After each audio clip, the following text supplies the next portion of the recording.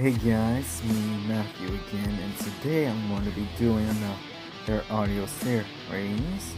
Anyways, if you're new here, please like, subscribe to the bell down below. If you're not subscribed, please like, subscribe to the bell down below, as well as go for my community posts. You do not know where you may find. But anyways, this story is pretty much similar to Hunger Games and several other types, but slightly different.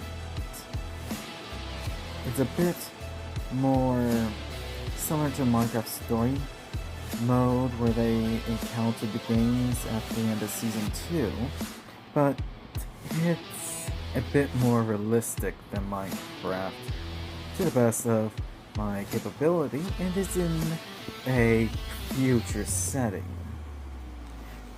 But anyways, I hope you enjoy the story. Chapter 12, Murder Mystery, First Death. The 24 contestants and I entered the mansion through the first floor of the mansion on a carpeted elevator piston. They all looked around while I used my holographic decoy to slip away when no one was looking at me. I entered the study room before quickly going upstairs while controlling my holographic decoy with my built-in monitor in my right arm.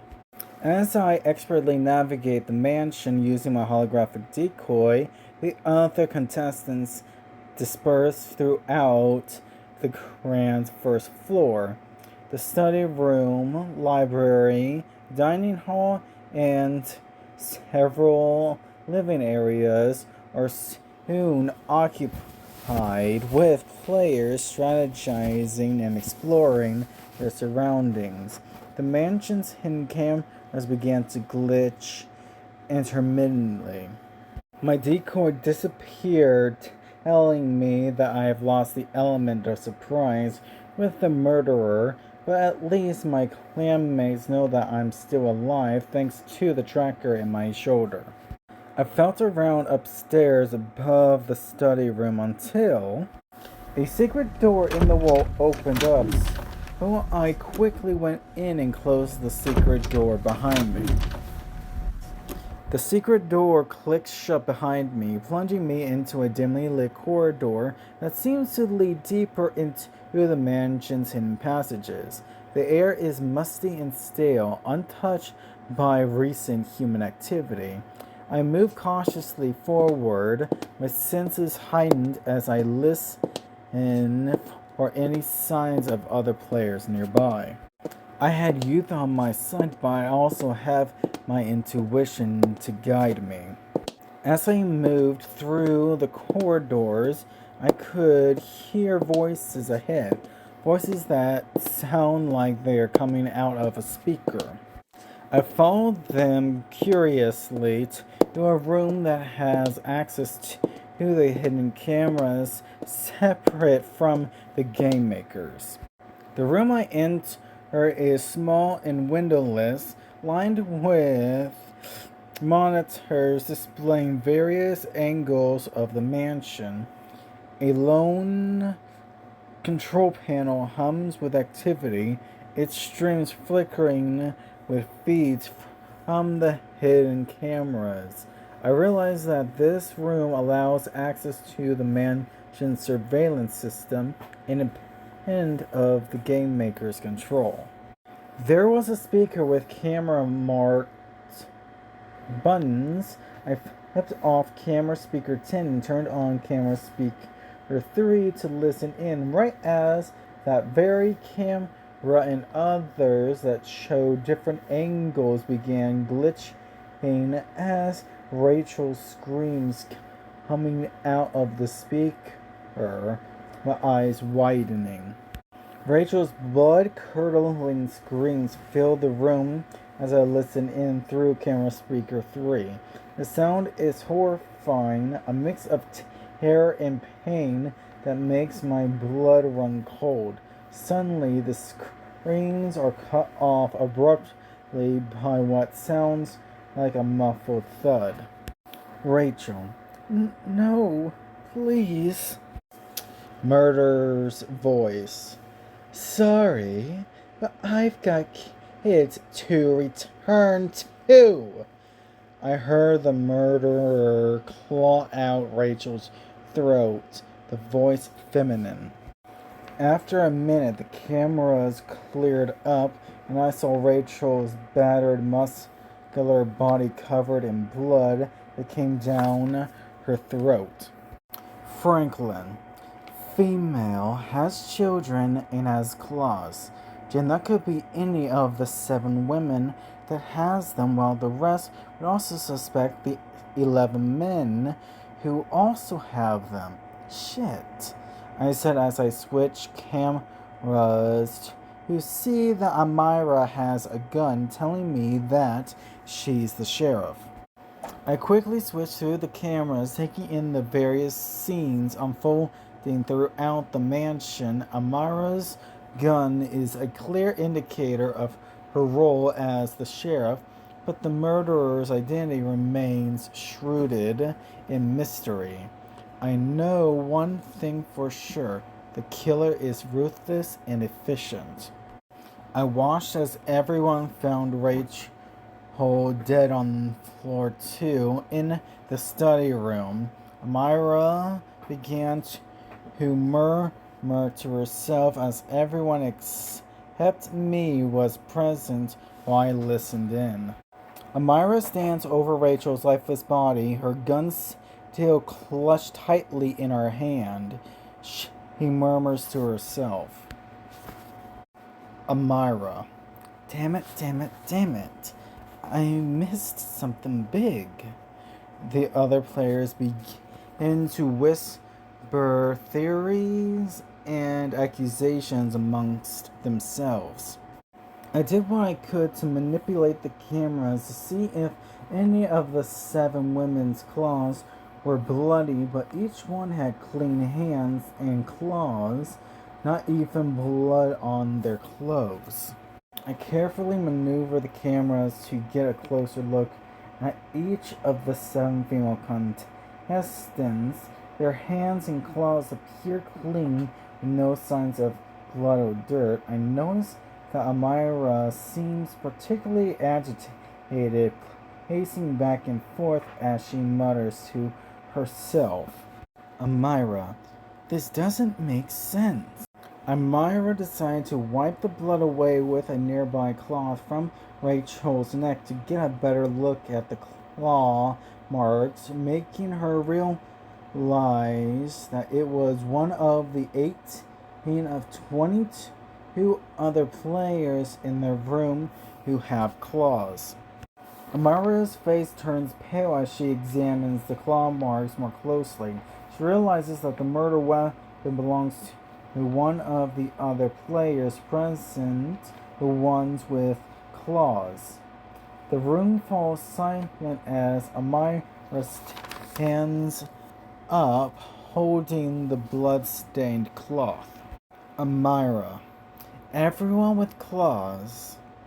She begins, her voice shaking slightly. I continued watching, knowing that I was safe for now.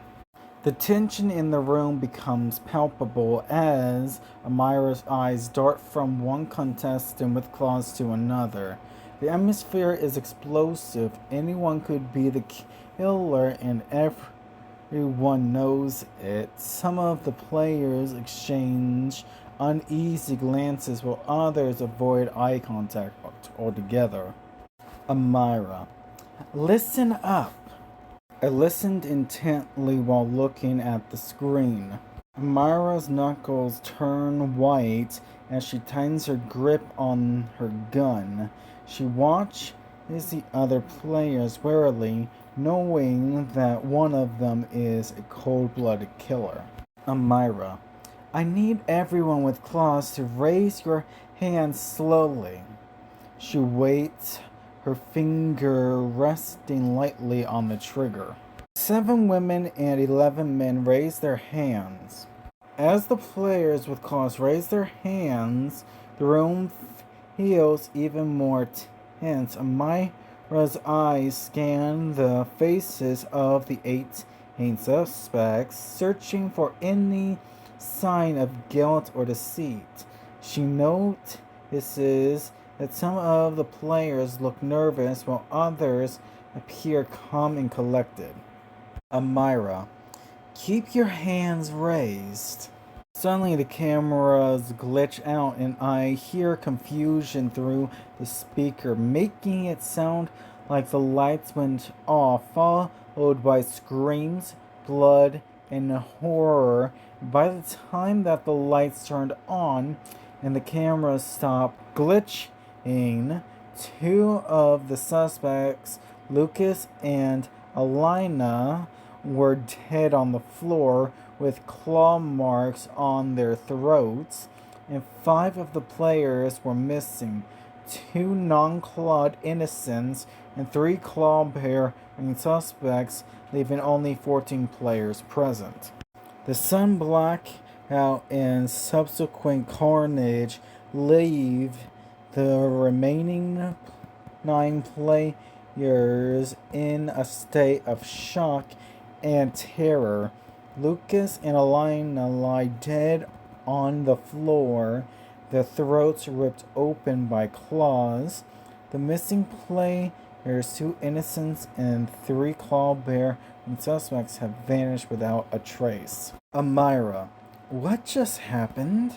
I noticed that the 13 remaining suspects have stayed in place for the most part during the blackout.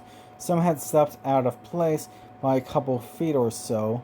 The only 3 claw suspects that are missing are Bolly, Terry, and Mary are missing, making those 3 the main suspects.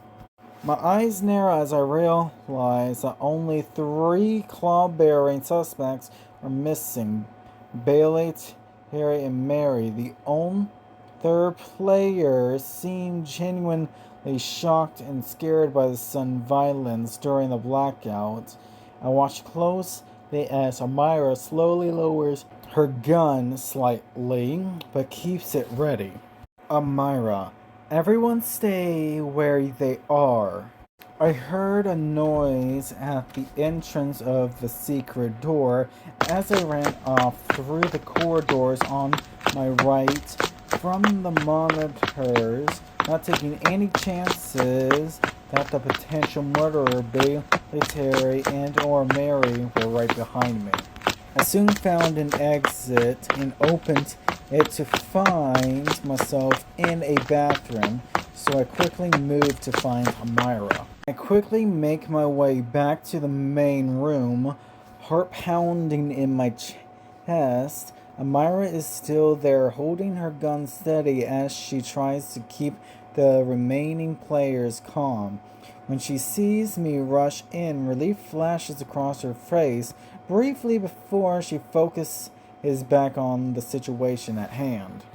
Franklin, Amira, I found 2 secret doors, each one leading to a secret camera room.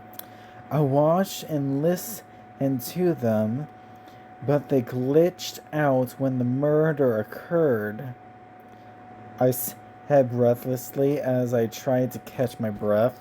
Myra's eyes widened slightly at my revelation. She lowers her gun completely, turning her full attention to me. The other players whisper and murmur amongst themselves, listening intently to my words. Amira, secret doors, security camera room, she asked quietly, her brow furrowing in thought. Amira, and they glitched during the murders? Franklin, yes, ma'am. But once I heard the secret door that I entered from open, I bolted for an exit down the corridors, ma'am. Amira nods sharply, processing the information quickly. She turns to the remaining players, her voice firm and authoritative. Amira, everyone listen up. Franklin here found secret doors leading to a security room. During the blackout and murders, Those cameras glitched out. She pauses. Myra. And 3 of our suspects are missing. I got a notification on my optical contact saying, run.